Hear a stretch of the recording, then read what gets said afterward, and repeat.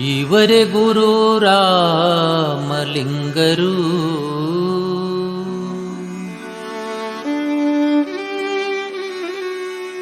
ಚಬನೂರ ಹಿರೇಮಠದ ಒಡೆಯರು.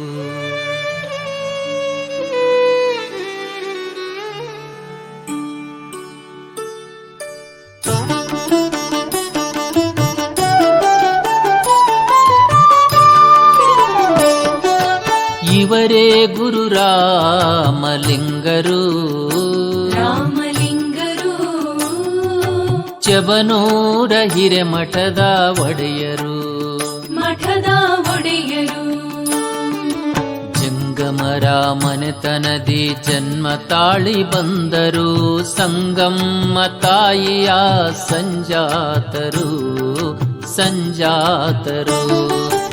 ಇವರೇ ಗುರು ರಾಮಲಿಂಗರು. ರಾಮಲಿಂಗರು ಚಬನೂರ ಹಿರೇಮಠದ ಒಡೆಯರು. ಮಠದ ಒಡೆಯರು.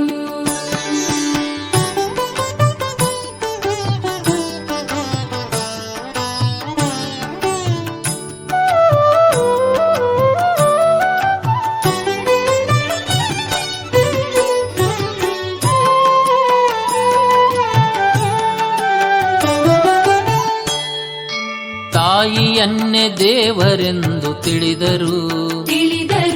ಅವರ ಮಾತ ವೇದ ವಾಕ್ಯ ಎನ್ನುವರು. ಶ್ರೀ ಗುರು ಮುರುಗೇಂದ್ರರಿಂದ ದೀಕ್ಷೆಯನ್ನು ಪಡೆದರು. ಗುರು ಹೇಳಿಕೊಟ್ಟ ಮಾರ್ಗದಲ್ಲಿ ನಡೆದರು. ಜ್ಯೋತಿಷ್ಯ ಶಾಸ್ತ್ರದ ಪಂಡಿತರಾದರು.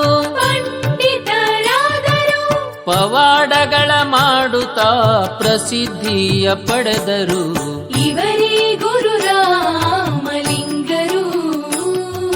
ಚಬನೂರ ಹಿರೇಮಠದ ಒಡೆಯರು.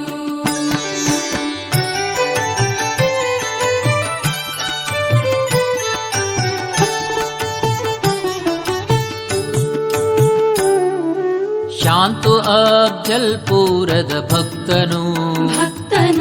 ಶರೀರ ಬಾಧೆಯಿಂದ ನರಳುತ್ತಿದ್ದನು. ಚಿಂತೆಯಿಂದ ಚಬನೂರ ಹಿರೇಮಠಕ್ಕೆ ಬಂದನು.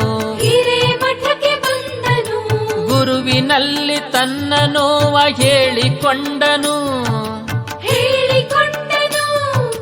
ಗುರು ಕರುಣೆಯ ತಾಯತವ ಧರಿಸಿಕೊಂಡನು.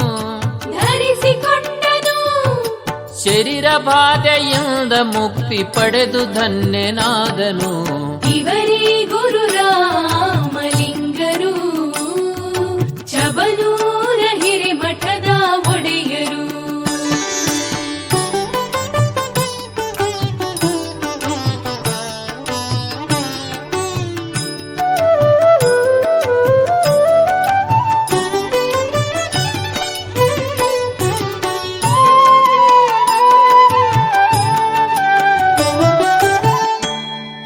ಮಾಶಾಳ ಗ್ರಾಮದ ಭಕ್ತನು.